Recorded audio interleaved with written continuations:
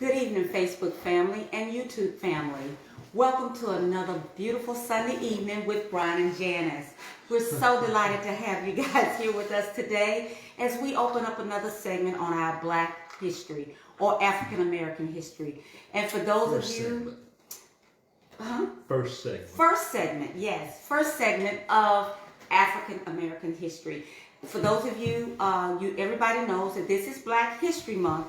And in celebration of that, we're going to do something every Sunday to honor those who have been our ancestors, who worked so tirelessly to ensure that we have the rights that we have today. And for those of us that are here now, we will continue to fight for those rights. And we will not give up, we will not grow tired, but we will continue this for our children and our children's children. I just want to, before we get into the segment, I just do want to remind people about social distancing, wearing your face mask. That is very important. And for those of you that have already encountered this dreadful disease of coronavirus or COVID-19, we will continue to lift you up in prayer.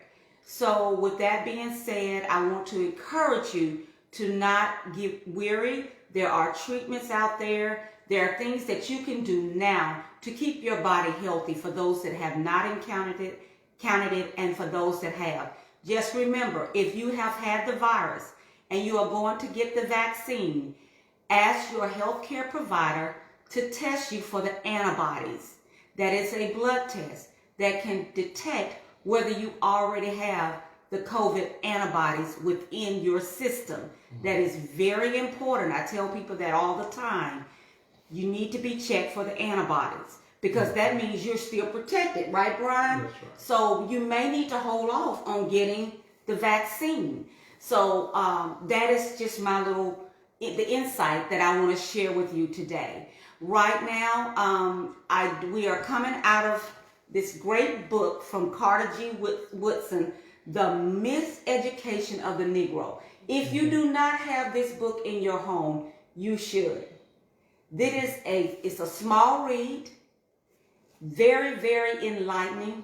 You do want to read this book. It's not a hard read at all, but it has a wealth. It contains a wealth of knowledge that you will not regret that you have this book. Brian has had this book for how long now, sweetie? 20 years. It is a great read. So without further ado, I want to read a segment from this, from the preface. And it goes to start off by highly educated Negroes denounce persons who advocate for the Negro, a sort of education difference in some respects from the now given the white man. Negroes who have been so long inconvenienced and denied opportunities for development are naturally afraid of anything that sounds like discrimination. They are anxious to have everything the white man has given as if it's harmful. The possibility of originality in the Negro, therefore, is discounted 100% to maintain a nominal equality. If the whites decide to take up, what is that? Mormonism, the Negroes must follow their lead. If the whites neglect such a study, then the Negro must do likewise. That's to say that everything that the white man does, we are so apt to follow that and not be led by our own mind and our own ancestors guide and lead. The author, however, does not have such an attitude. That is G Woodson. He considers the educational system as it has developed both in Europe and America an antiquated process which does not hit the mark even in the case of the needs of the white man himself. If the white man wants to hold on to it, let him do so. But the Negro, so far as he is able, should develop and carry out a program of its own. Okay, Brian? Yeah. Good. And the reason that we had, we're going to be talking about today who was Carter G. Woodson. And that, those particular paragraphs that Janice read, we had her to read them for a reason. Because Carter G. Woodson, first and foremost, what I want you to know is that he was a proponent of African American people teaching themselves. He was very adamant about not being taught by white instructors the European concept of history. So Carter G. Woodson was one that was he was a forerunner for the studies of African American history being implemented into our school systems, which they are not there anymore. But at one time, thanks to Carter G. Woodson, they were there. Yes. Okay. So he is, when we think about Carter G. Woodson, the irony of this is we always, we label him the father of Black History Month. But he was so much more than just the father of Black History Month. Yes, he was. He was a forerunner on many, many, many different fronts that we fail to talk about, that's still instrumental in our learning today. As a matter of fact, I think we need to get back to some of those things and some of those foundation and structural things that Carter G. Woodson put in place by way of education. Okay. So the reason that Carter G. Woodson could make those statements as it relates to the white man was because he taught in the white man's system. Not only did he teach in the white man's system, he mastered the white man's history. Okay, so it was another one of our great ancestors, Dr. John Henry Clark, that says before you can know anything about African history, you should know about the white man's history. So it's very difficult to teach African history, African studies. It's very, very difficult to even learn those things when you have not been a student of the European history as well. Why? Because they're intertwined with one another. They're interconnected with one another. So to better understand African history, you need to understand European history as well. Yes. So the study of the United States needs to be done by everybody. The study of the Civil War needs to be done by everybody. If you are looking to be a historian or one that would, have a field of study as a historian. Even for those that don't want to be historians, just for personal knowledge. Yes, if you just want to take on, like I did many years ago, take on the task of learning history so that you can educate and understand, so that you can get a better understanding of what is actually happening in today's society, then it's paramount that you know European history and how it affects Black people. Yes. Okay. All right. So what we're going to do today is you're in class with Brian and Janice today. So I'm going to take you through some things that you may not have known as it relates to the father of Black history, Dr. Carter G. Woodson. And the irony of that is that I'm part of the Carter G. Woodson Research Association, and I am the head researcher for that particular nonprofit organization that's located out of Montgomery, Alabama. And I have some esteemed colleagues that I would just like to mention that also are part of that. One is Dr. White, the other one is Dr. Richard Banks. I've had the pleasure of working with those men. Had the pleasure of going to all of the school boards in Alabama, introducing a curriculum of study as it relates to African American history. So I take pride in the fact that what we have tried to do to push what Dr. Woodson started, many years ago. It has fallen by the wayside, but there are those that are still fighting this struggle to try to educate our children.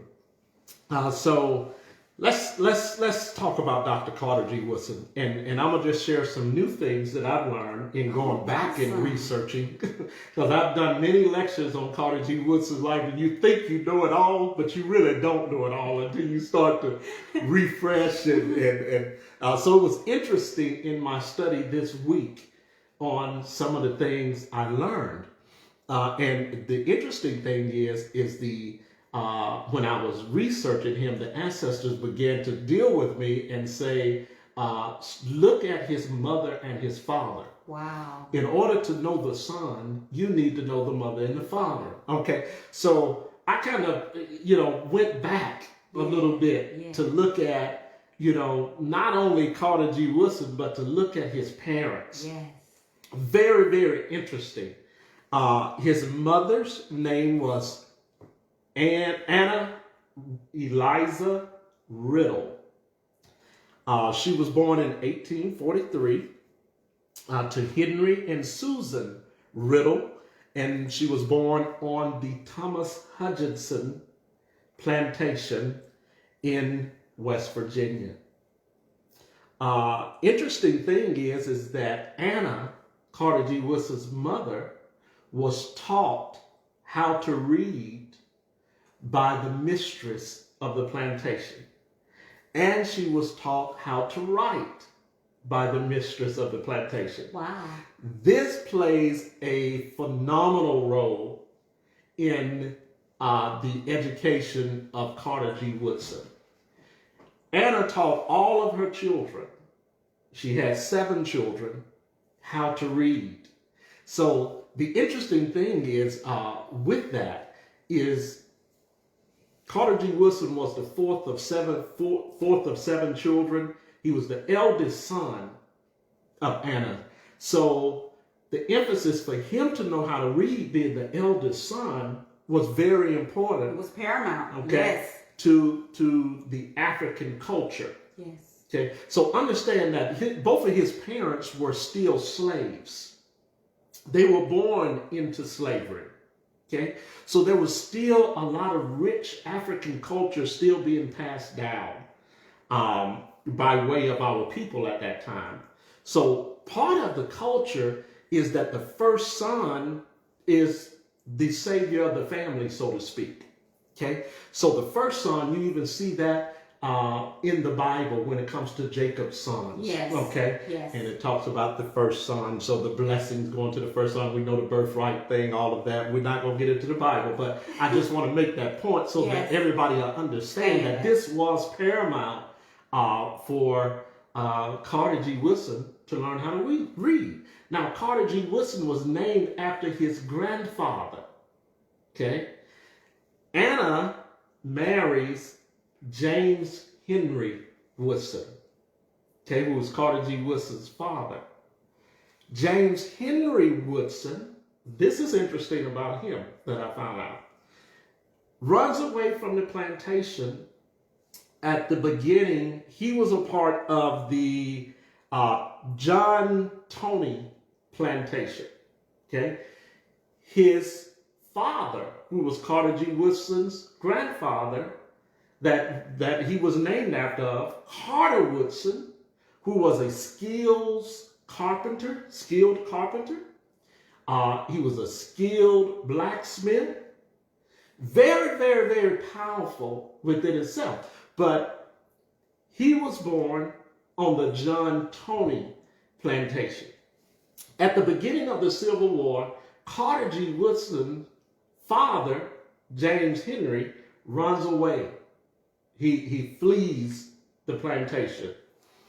In the process of him fleeing the plantation, he hooks up with a Union battalion. And when he hooks up with the Union battalion, the oral history stated that they take him back to the Toney plantation. Now keep in mind, this is not the Deep South. This is in West Virginia. This is in Virginia at the time, okay? They take him back. They take James back to the plantation, and they allow James to strip down his slave master, who was John Toney, and to whip him. So there was an indication that with him doing that, having that,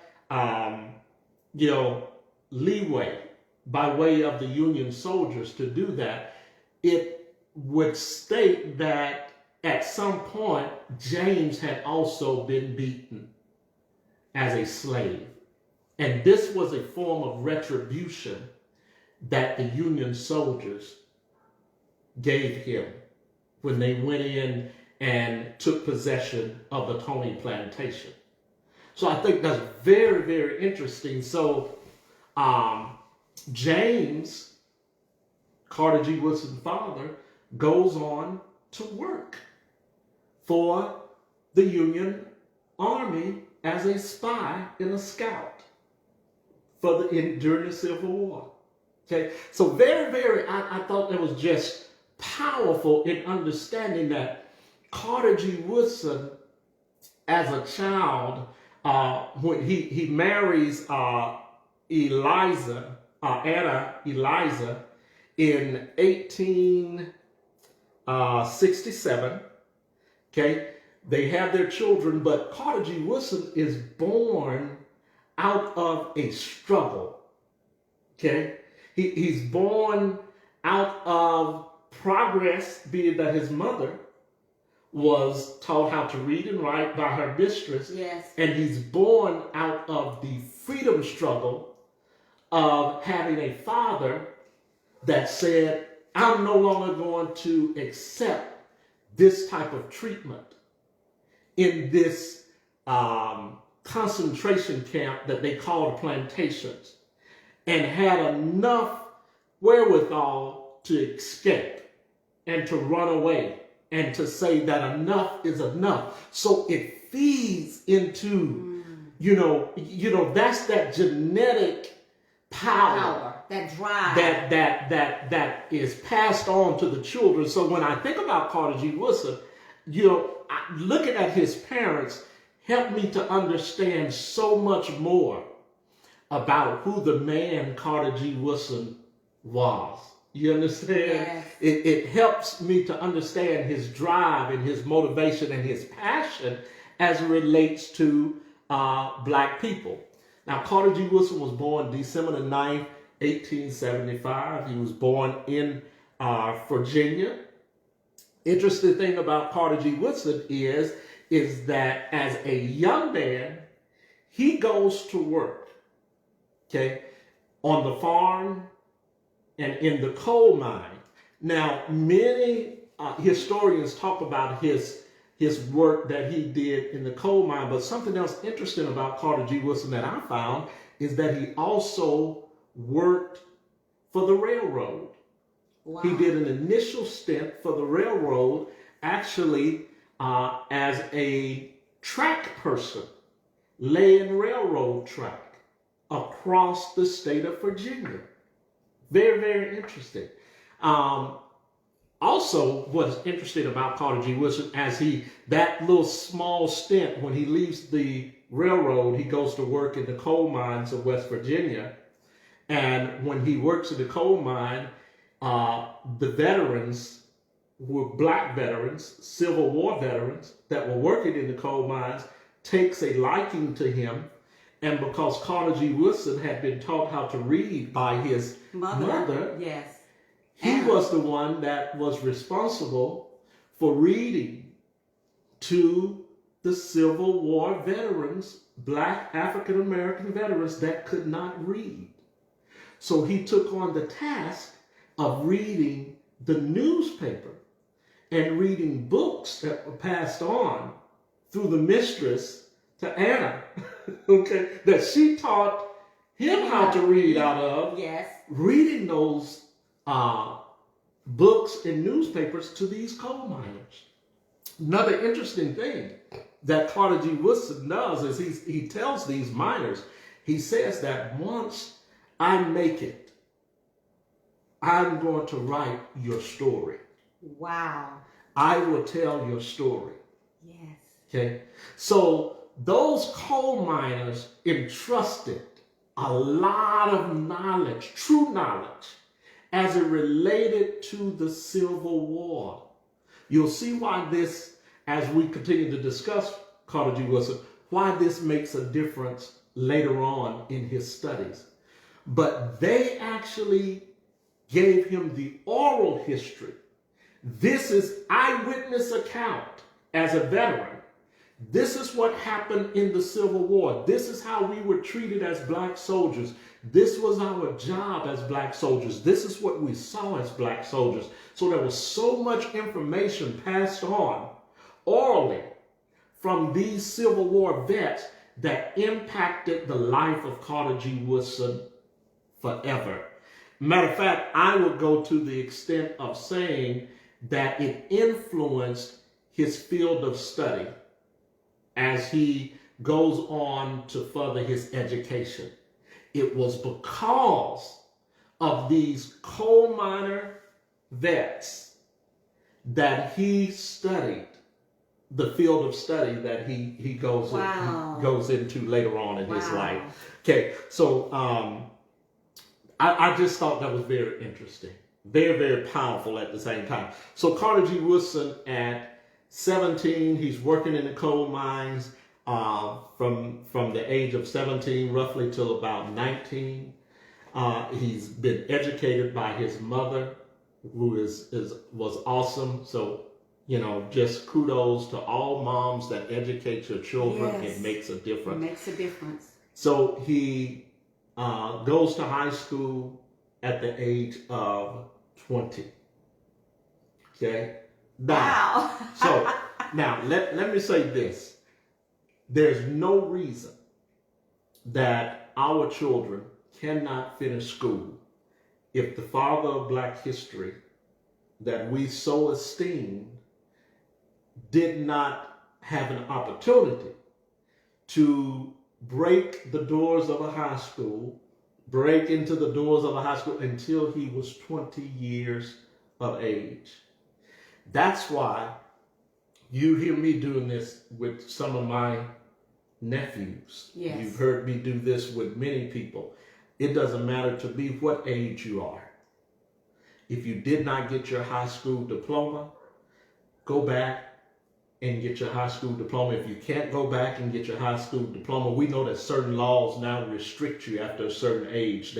It's not like it was back then. But you can get your GED. I encourage them to get their GED. Okay, so what am I saying? I'm saying that you're never too old to learn. Never. Okay, and having the opportunity to read, to write, to study, to learn is a privilege. Yes. Okay, it's a privilege that has been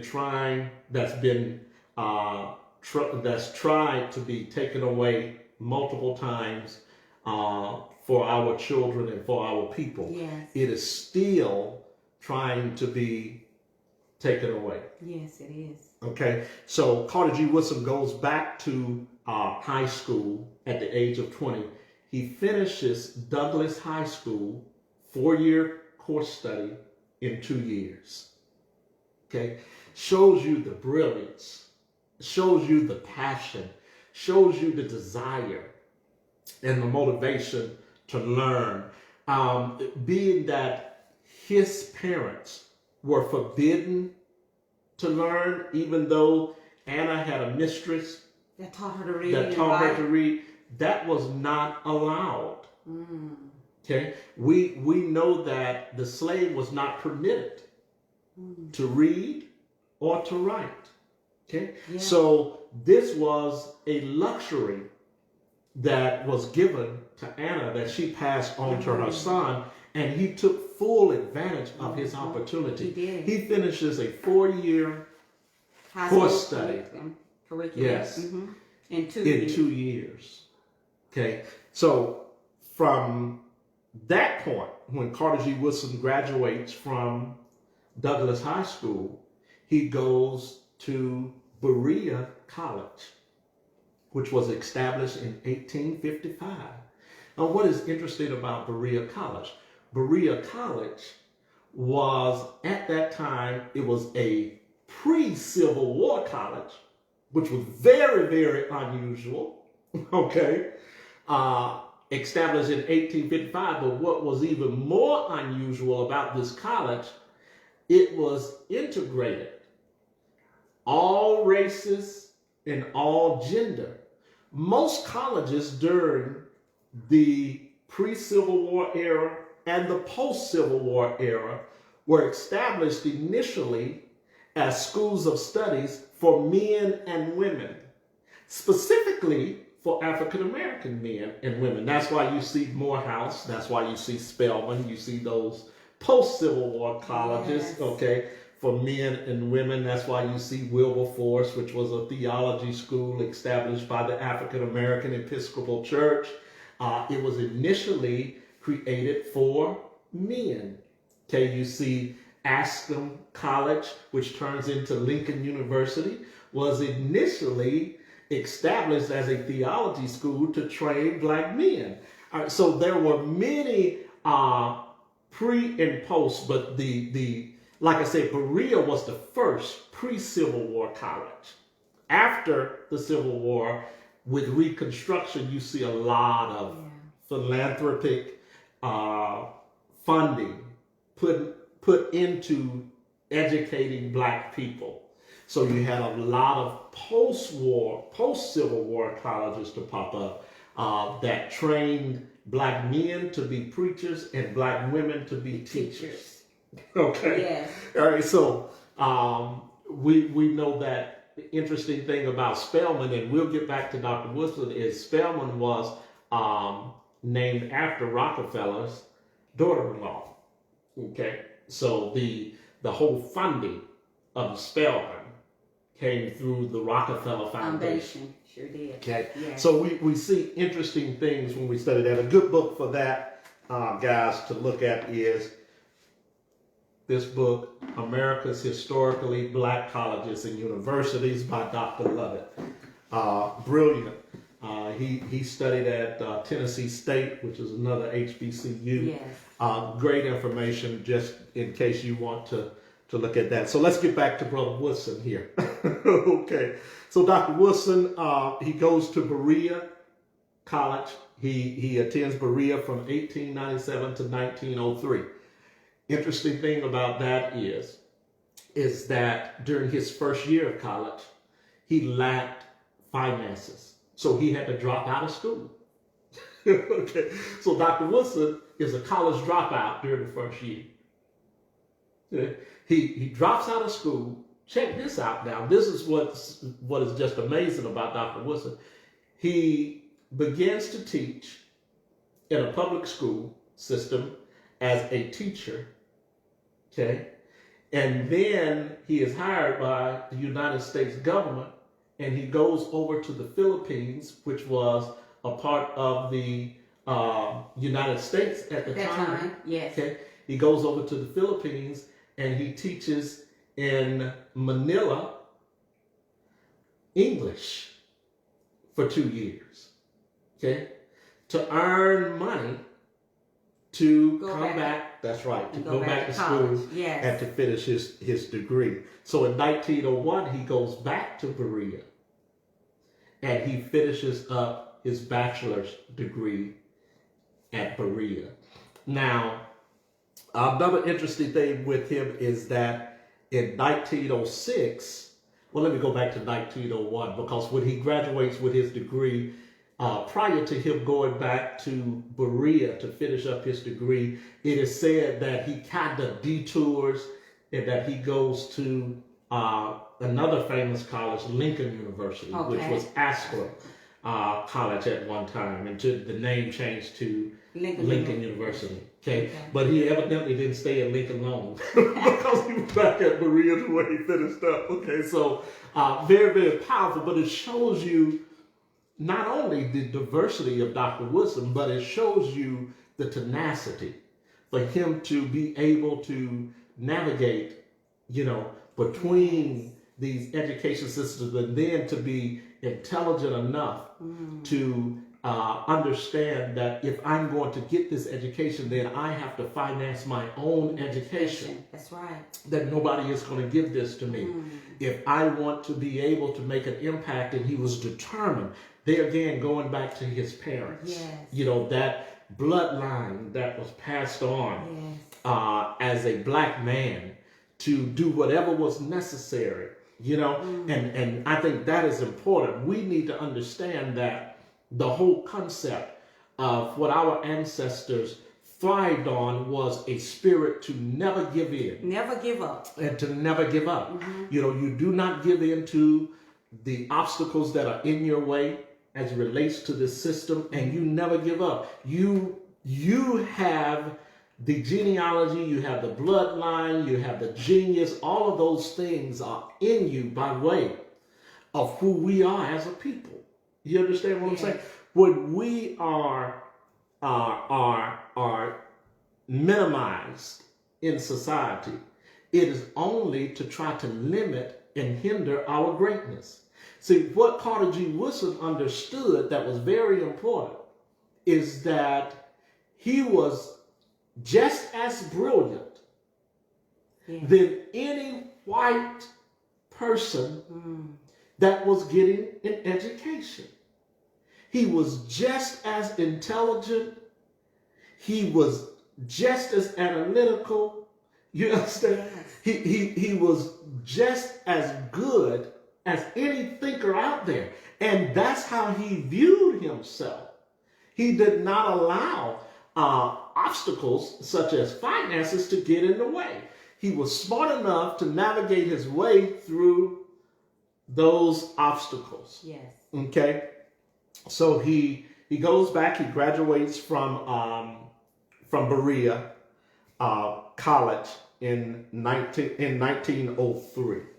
Okay. He goes back and he graduates in 1903. In 1906, he goes to France and he studies for one semester at the University of Sorbonne. Oh, wow. Okay. Yeah. Overseas, so he was well traveled. Okay, very, very, very, very powerful to me. 1907, he goes, after he leaves France in 1906, studying at the University of Sorbonne for one semester, he comes back to the States and he studies at the University of Chicago. In 1907, he gets his bachelor's BA degree from Chicago. He gets his MA. So he had two bachelors. He had two bachelors. That's absolutely correct. And he gets his MA from The University of Chicago as well. Oh, wow. Okay, 1908. Let me take a break before I go to 1908. In 1907, when he gets his BA, he runs into another financial problem because in studying for his MA, he runs out of money, so he takes another teaching job to fund. To fund the MA, his MA degree, getting his MA degree. So he goes and he works there again as a teacher to fund his education. Okay, then he gets his MA, and from there. In 1908, he follows in the footsteps of the first African American to graduate from Harvard University, which was W.E.B. Du Bois. First African American to graduate. He follows in W.E.B. Du Bois' footsteps. Now, even though him and Du Bois were not friends, they were not close friends, Carter G. Woodson was a person that was a loner. Okay. He did not have a lot of associates. Our brother Charles Wesley, great ancestor and also intellectual mind, was probably the closest as it relates to an intellectual to Carter G. Woodson. He actually lived with Carter G. Woodson for a little while. So that was very interesting. But we know brother Charles Wesley published a lot of things in his newspaper, in his journal. Also, a couple of the articles that were written by W.E. Du Bois were also published in Dr. Carter G. Woodson's journal that he starts later on. But he follows in W.E.B. Du Bois' footsteps for a reason, because he wanted to show that African black men were still not an inferior race of people when it came to being able to compete intellectually on the highest stage as the European. Okay, so not only he follows in W.E.B. Du Bois' footsteps, but he has his own mission. And his own mission is, let me do what W.E.B. Du Bois did not do. Okay. Now, what was it that W.E.B. Du Bois did not do? W.E.B. Du Bois did not, or Du Bois did not major in history. Carter G. Woodson goes to Harvard and he majors in history. He is the first black African-American man, and only at that time to major in the field of study of history. His dissertation was on West Virginia becoming a state prior to the Civil War. Wow. Okay, very, very powerful. So that's why, and during this Civil War period, the information, that's why I said that he gets from these miners that were Civil War veterans, pre-Civil War and post-Civil War, shaped Carter G. Woodson forever. It also is what pushed him to become a historian. Okay, so it's very, when we talk about Carter G. Woodson being the father of Black History Month, is not from a standpoint of us just having a month. No, it's from a standpoint of him being the first intellectual to receive a PhD in history. Now, here's the kicker. He writes his thesis from Berea on European history. Okay, I'm gonna say his thesis. He does it on from the University of Chicago. His thesis is MA. Okay, when he gets his master's, his thesis was on European history. Very, very powerful. Okay, so it shows that Carter G. Woodson was uniquely qualified. Okay, through his parents being enslaved, through his mother having learned how to read and write from her mistress, to the coal miners that were Civil War veterans, African Americans who could not read, that gave him the job and the task of educating them, or at least reading to them every day so that they could keep up with what was going on post-Civil War, because the struggle was still very, very real at that time, because Jim Crow segregation laws were put in place. So Carter G. Woodson had a unique education outside of the classroom that translated to the classroom. Wow. Very, very, very powerful to me. And that just, I see his mind when it comes to being influenced by his mother and father, by these coal miners. I see his mind having to work in the Philippines and seeing what was going on there. I see his mind when he goes over to France, France being one of the biggest slave-holding countries and one of the biggest importers of slaves during slavery. You understand what I'm saying? Being one of the biggest colonizers of Africa as far as land. So when we look at that, Carter G. Woodson, it's an old saying that a person that is well-traveled is well-educated. So he took on those tasks of being educated outside of the classroom. Yes. And his influence outside of the classroom propelled him in his studies inside of the classroom. Very, very, very powerful to me. Okay, so he gets his PhD from Harvard University in 1912 is when he graduates. But in 1909, he takes a job teaching and as principal, quote unquote, at the famous Paul Laurence Dunbar High School. Okay, which is at that time the best public school in America for African American students. Wow.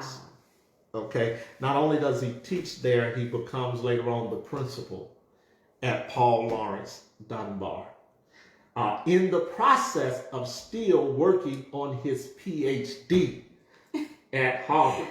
Wow. So Woodson was he was a dynamic Yes. intellectual. He was tenacious Yes. in what he wanted to do.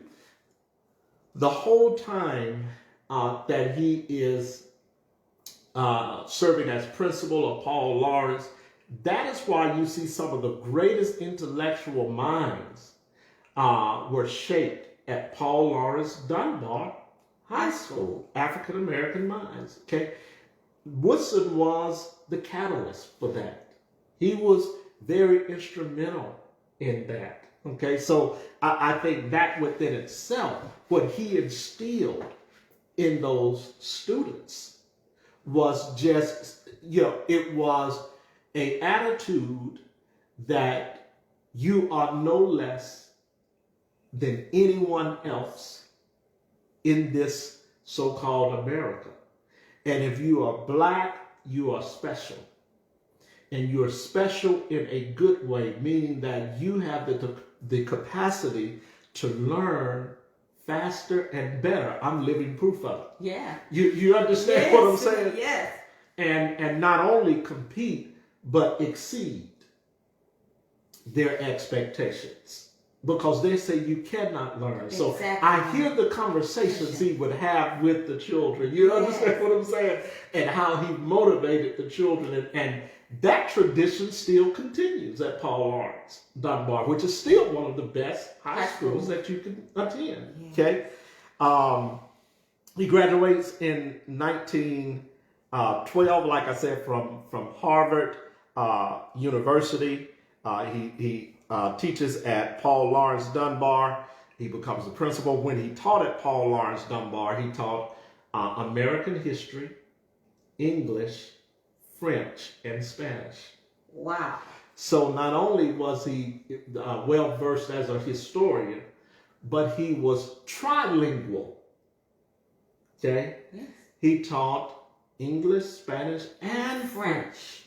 Yes. Okay? Most of your historians that are, or intellectuals, I should say, that are well versed are bilingual or either trilingual. Okay, they have the capacity to learn many different languages so that they can educate African people across a language barrier. Because there are many French Africans. When you go over to the continent itself, Africa itself, a lot of the countries in Africa are French, or what they call Franco. Yes. They speak French. Okay, so especially in Central Africa, places like that. So when you get into the Congo, areas like that, Senegal, places like, they speak French. That is their so-called mother tongue as it relates to the colonizers. Okay? It's not their native tongue, it's their mother tongue as it relates to the colonizers. Okay? So very, very interesting. So we'll get back to Dr. Woodson. 1915, Dr. Woodson forms what is known as the Historical Alliance. He forms this alliance with the understanding that it is better for African Americans to educate African Americans.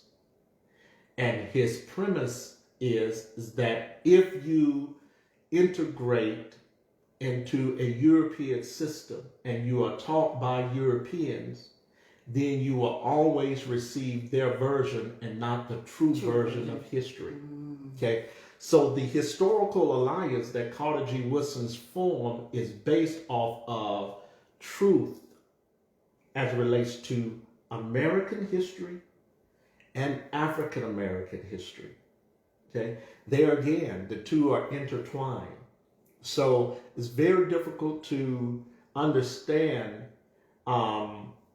exactly what we experienced as African Americans and our ancestors' experience as African Americans without understanding, there again, like I said, European history, but not only that, European American history.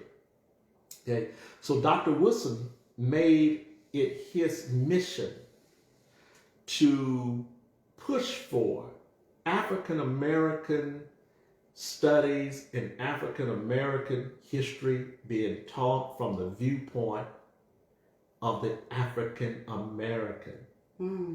Because what the African American experience was could not be felt nor taught by Europeans. Exactly. Yes. They would never understand the complexity of who we are because their experience is much different from who we are. Yes. Okay. So that turns into what we know of as the African American history or the African American Association of Study of Negro Life in History.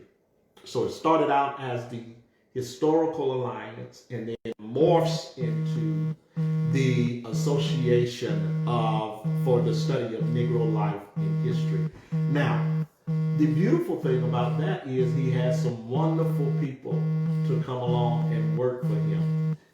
One of those persons is Zora Neale Hurston. In her graduate studies, she goes, and what is the book in there, sweetie? Can you go and get that, the one on Cujo? Yes. Okay, Janice is coming right back, but I want to show this book real quick. It's by Zora Neale Hurston. I've got books all over the place, but you see it. Okay, don't worry about it. I'll just give a brief summary on it. Okay. Yeah, but anyway, Zora Neale Hurston, in her graduate studies, she is funded by the Association for the Study of Negro Life and History, which is Carter G. Woodson's association. Now, the interesting thing about that is that Zora Neale Hurston comes to Mobile, and she spends time with the slave that they call Cujo, which is one of the last slaves to come to America on the ship called the Cotella. And in her interview with Brother Cujo, she talks about his family. She gets a sense of his culture from Africa. He tells her about, how when they were in Africa, how they would come outside and they would take their sandals off. So he actually performs some of these things for her as the cultural tradition. And I thought what was very interesting as Zora Neale Hurston is writing this book, is called The Barracoon. Okay, the book is called The Barracoon by Zora Neale Hurston. But what was very interesting about Brother Cujo and his family, he marries, up in age, up into his 40s, or 30s, late 30s, early 40s when he gets married.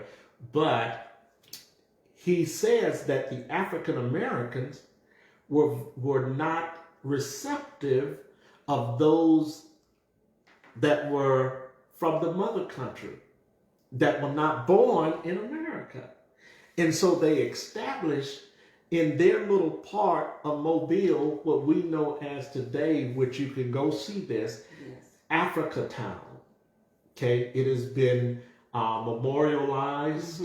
Okay, it is a actual historical site preservation. Okay, and that's where Brother Cujo was.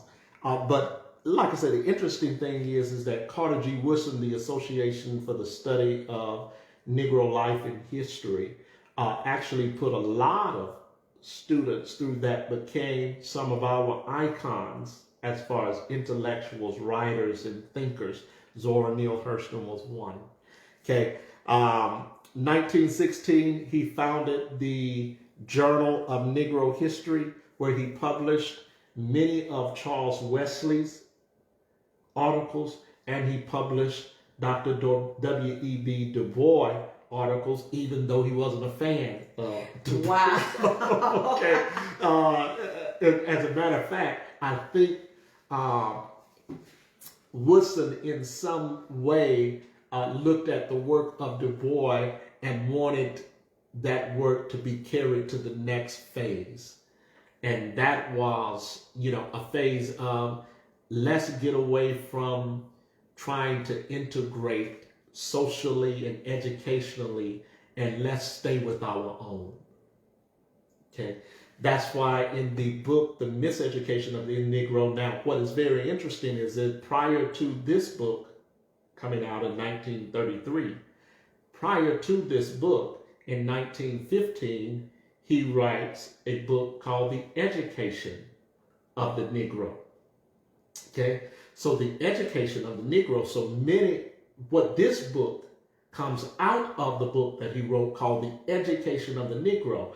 In The Education of the Negro, he highlights some of the things and some of the issues that Negroes deal with being educated in a system of whites, but he deals with it from a format of black people educating Negroes, of African Americans educating Negroes, Yes. and Negroes being educated in institutions that were founded and predominantly had white teachers, white instructors. Okay? So he writes his book, The Education of the Negro, and out of that book comes, later on, 17 years later, comes the miseducation of the Negro. Very, very powerful. Okay. So Dr. Woodson is he's a phenom. So in 1916, like I say, he establishes the Journal of Negro History. In 1919, he leaves Washington. No, he doesn't leave Washington. I'm sorry. He works at Howard University for a brief stint. Okay.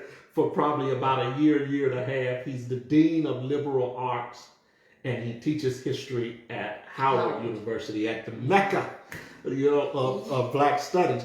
But now here's the interesting thing. The reason that Dr. Woodson leaves Howard is because he falls out with some of the staff members. And we know that at this time, Howard has always been, well, in my opinion, run by white money. It was run by white money when it was established by General Howard. It was named after General Howard, but it was run by white money. Howard was also integrated. Okay, so Dr. Woodson falls out with some of his colleagues that wants him to go to chapel and to take the kids to chapel. So Dr. Woodson falls out with some of the other white colleagues, his colleagues, that says, hold up, you're mandated to do this. We take our kids to chapel. So Dr. Woodson said, no, I'm out of here. You're not going to tell me what to do and how to do it. So he leaves, family. And there again, that's that daddy in him. That's James Henry coming through at his best. Saying, hold up, no, you're not going to control me. You understand what I'm saying? Yes. I've got my PhD, and I didn't get it as a handout, as a token. I got it by working hard and having to excel and exceed. Everything that you all threw at me, I did. So I'm out of here. I don't have to tolerate this. and the beautiful thing about that is when he, prior to him receiving his PhD at Harvard, he had to pass a series of certification tests. He scored higher on those tests than any of his white counterparts. Okay, very powerful. So he had the right to say, no, I'm out of here. I'm not going to no chapel. I'm gone. understand what I'm saying? So he does a brief stint at Howard University, and then he leaves in 1926. The rest is history. He puts out in his journal the promotion of Negro History Week. What Negro History Week starts out as is pushing college students to get involved in their community and to infiltrate their communities and to teach children African American history for at least 1 week. So it started out as a challenge to college students. Okay, Kent State picks this up. They take it to the next level.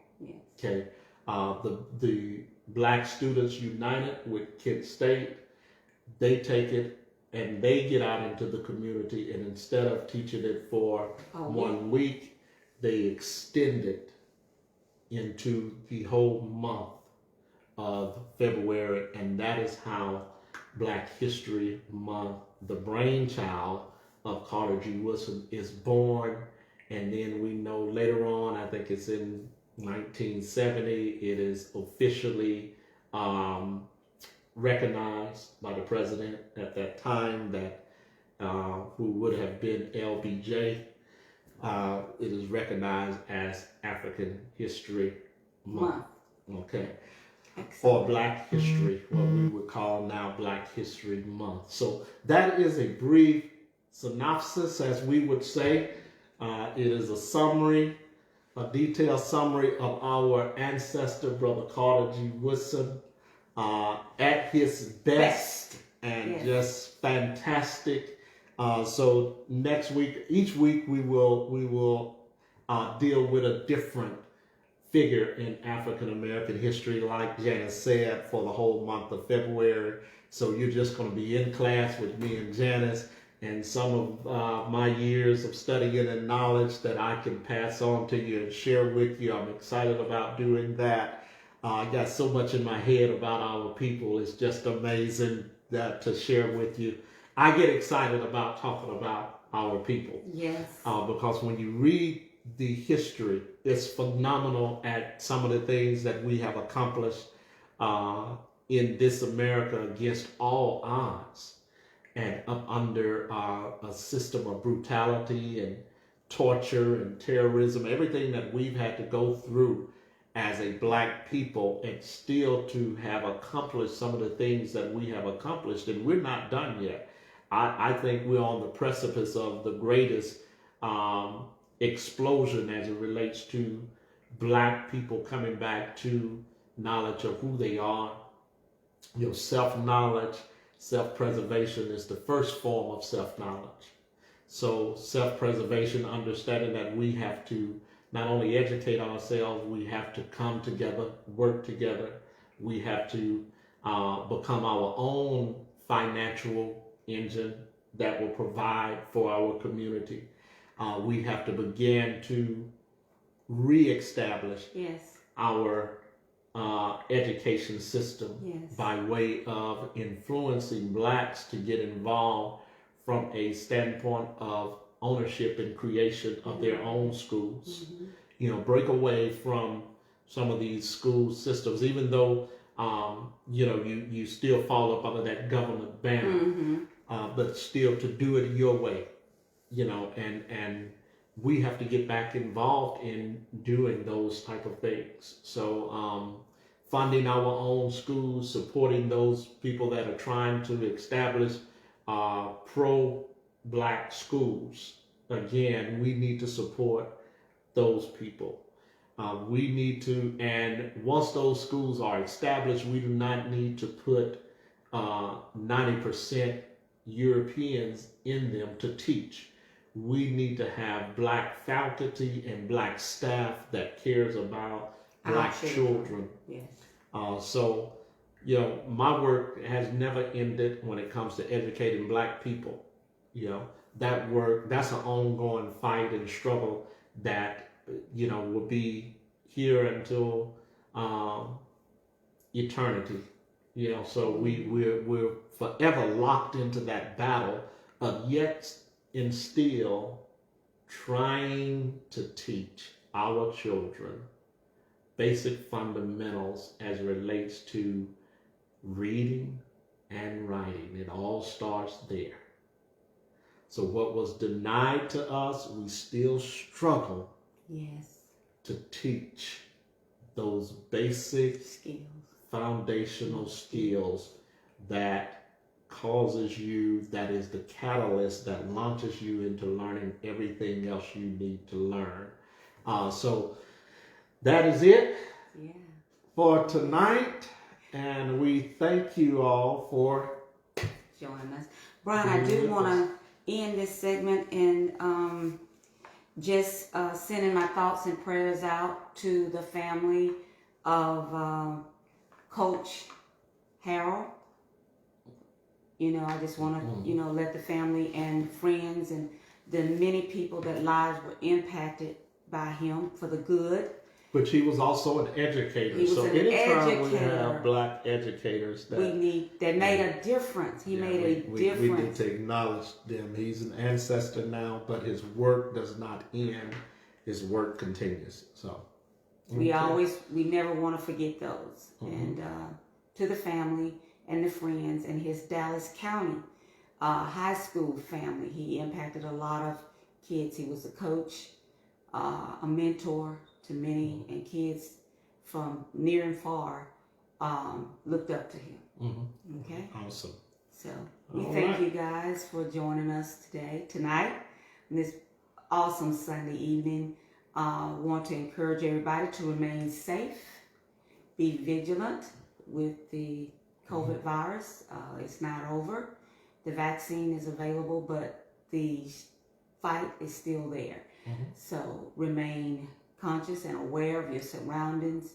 Do mask. They're saying now double mask, but do wear a safe mask, and continue to use social distancing. I think that's one of the hardest things that we're having, especially in the South, because people are so touchy, huggy, feely, here in the South. So we want to be conscious of that. We can't afford to lose any more lives. So please be aware of that. And we thank you again for joining us on this Sunday evening. Be blessed, and we will see you next week. Yeah. And we're on YouTube. Men and Women of Destiny. That's right. Okay? All right. Bye-bye. Bye-bye.